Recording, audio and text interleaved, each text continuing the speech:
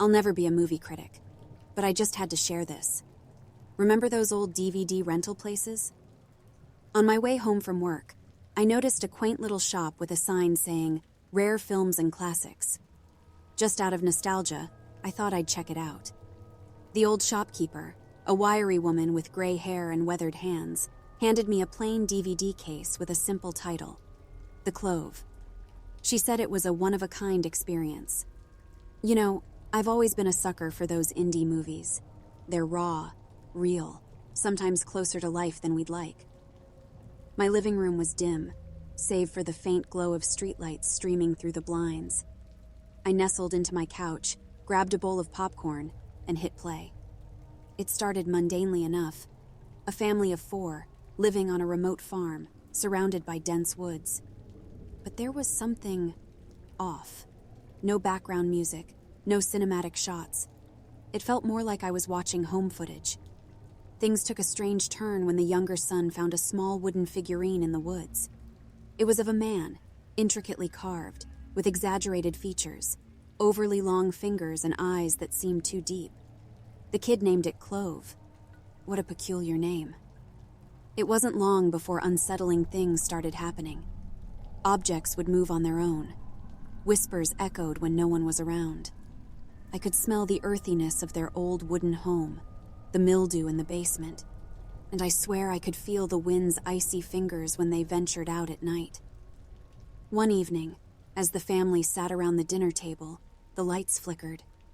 It was subtle, almost missed if you blinked. But then, I saw it, in the window reflection, a fleeting shadow. It looked like the figurine, but larger, human-sized. The family, they seemed unaware, but I saw it. I felt it. Every time I tried to dismiss it as a trick of light or a glitch, a lingering dread would creep in. The younger son began talking to Clove. Full conversations. The family dismissed it as a child's imagination. But when he began recounting tales of a man from the woods, tales no child should know, they grew concerned. It's hard to describe, but I could taste their fear, like metallic blood on my tongue. Then one night, while the family slept, the son, with Clove in hand, walked into the woods. The shaky camera followed from a distance, capturing the silhouettes of tall trees and the whispering wind. I felt every twig snap, every rustling leaf, like I was walking beside him. It felt cold, real, and deeply unsettling. Suddenly, the camera dropped to the ground, offering a skewed view of the boy standing before a colossal, shadowy figure, mirroring the figurine. Clove. My heart raced. There was no sound, but I felt an immense pressure, like being underwater. The shadowy figure reached out, its fingers stretching unnaturally, touching the boy. It was so dark, yet I could see the shimmer of tears streaming down the boy's face. Then, everything went black. When the screen lit up again, the boy was back home, holding the figurine. The family, unaware of his late-night escapade, continued their lives. But something had changed. You know those moments in movies that make your skin crawl? This was it for me. The family, laughing and chatting, yet their eyes were vacant, devoid of life. The figurine sat prominently on the fireplace mantel, a silent overseer of the macabre tableau. It ended there, abruptly. The screen went blank, and I was jolted back into my living room. My popcorn bowl was overturned.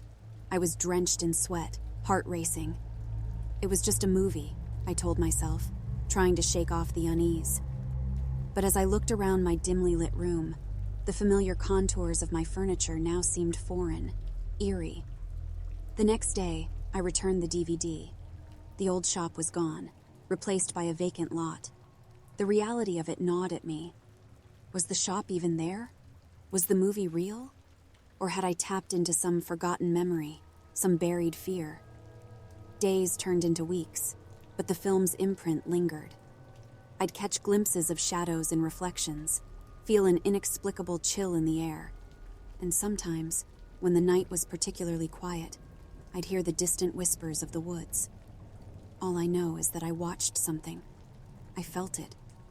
And now, there's a small wooden figurine on my mantel. I never bought it, never found it, but there it sits, watching, waiting. I can't believe I just watched that.